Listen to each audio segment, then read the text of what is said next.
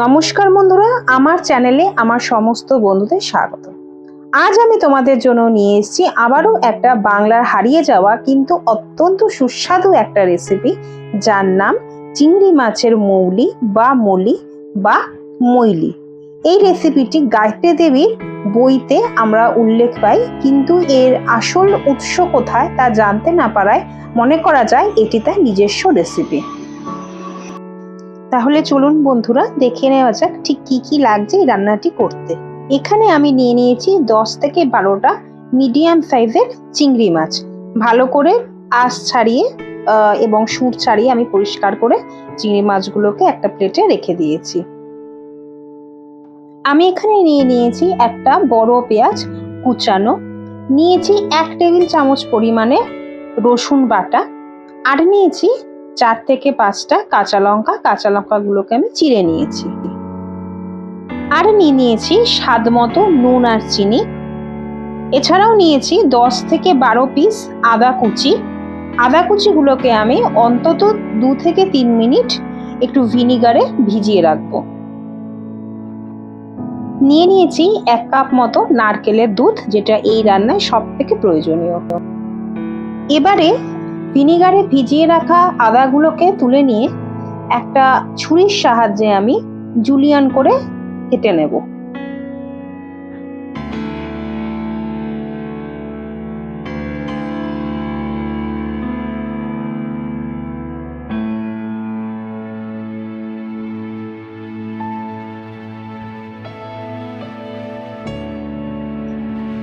দেখুন, আদাগুলো ঠিক এইরকম ভাবে কেটে নেবেন। প্রথমে একটি কড়াইতে আমি 3 টেবিল চামচ পরিমাণে ঘি দিয়ে দেব।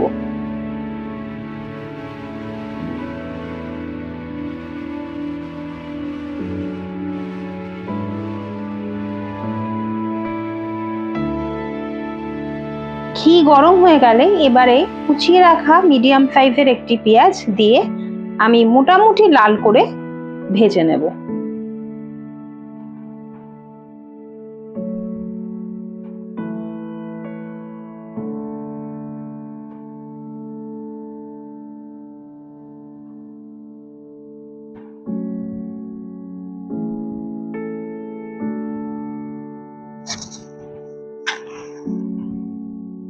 এবারে পেঁয়াজটা মোটামুটি লাল করে ভাজা হয়ে গেলে ওতে আমি দিয়ে দেব 1 টেবিল চামচ পরিমাণে রসুন বাটা। দিয়ে পেঁয়াজ আর রসুন বাটাটা ভালো করে আমি রান্না করে নেব যতক্ষণ না পর্যন্ত রসুনের কাঁচা গন্ধ চলে যায়।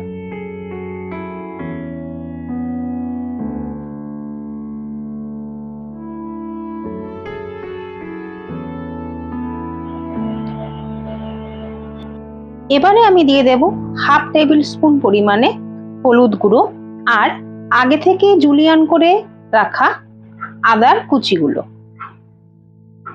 হলুদ গুঁড়ো আর আদা দিয়ে আমি আবারও পেঁয়াজ আর রসুনের সাথে ভালো করে মিশিয়ে রান্না করে নেব।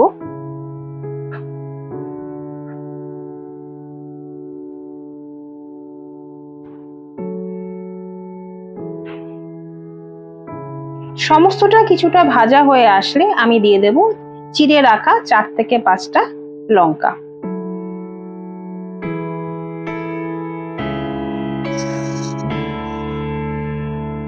এবারে আমি সামান্য পরিমাণে একটু নারকেল দুধ দিয়ে দেব।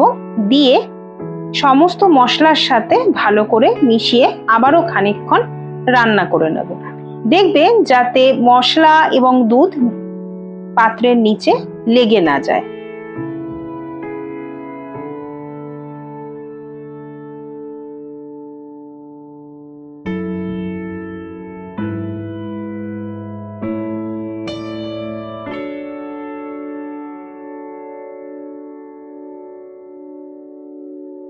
সমস্ত কিছুর সাথে ভালোভাবে মিশিয়ে নেওয়ার পর আমি বাকি যে নারকেল দুধটা রয়েছে সেটা আমি মশলার সাথে ভালো করে দিয়ে মিশিয়ে নেব।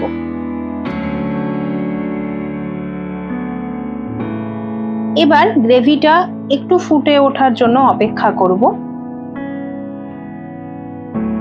গ্রেভি সামান্য ফুটে উঠলে দিয়ে দিন আপনাদের স্বাদ অনুযায়ী নুন আর চিনি।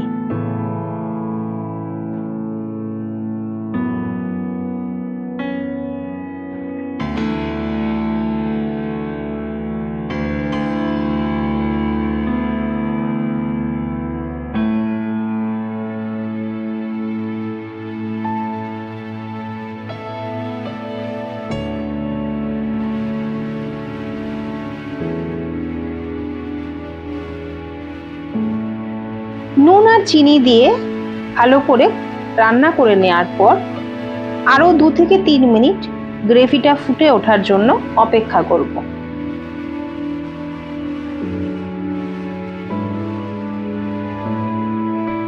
এবারে গ্রেভি ফুটে উঠলে আমরা সমস্ত চিংড়ি মাছগুলোকে আস্তে আস্তে গ্রেভিতে দিয়ে দেব।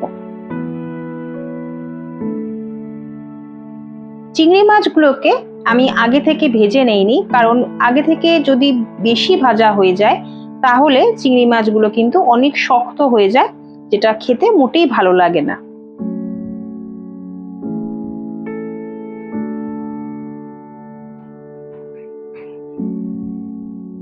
এবারে চিংড়ি মাছগুলোকে সমস্ত ঝোলের সাথে মিশিয়ে দিয়ে আমি কিছুক্ষণের জন্য মিডিয়াম ফ্লেমে রান্না করে নেব। দেখুন, আমাদের আজকের রেসিপি চিংড়ি মাছের মৌলি প্রায় রেডি হয়ে এসছে।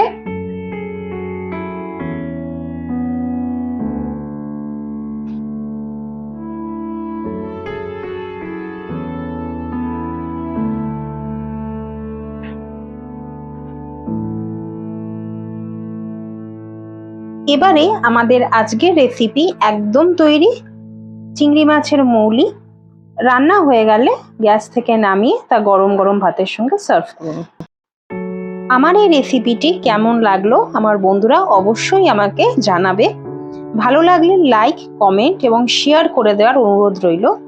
আর যারা আমার এই চ্যানেলে নতুন তাদেরকে সাবস্ক্রাইব করে দেওয়ার অনুরোধ রইল আমার চ্যানেলটিকে। আর অবশ্যই নোটিফিকেশন বেলটিকে অন করে দিও, যাতে পরবর্তীকালে আমি যে নতুন আবার রেসিপিটি দেব তা যেন সবার আগে তোমাদের কাছে পৌঁছে যেতে পারে। আমার সঙ্গে থাকার জন্য অনেক অনেক ধন্যবাদ। টাটা।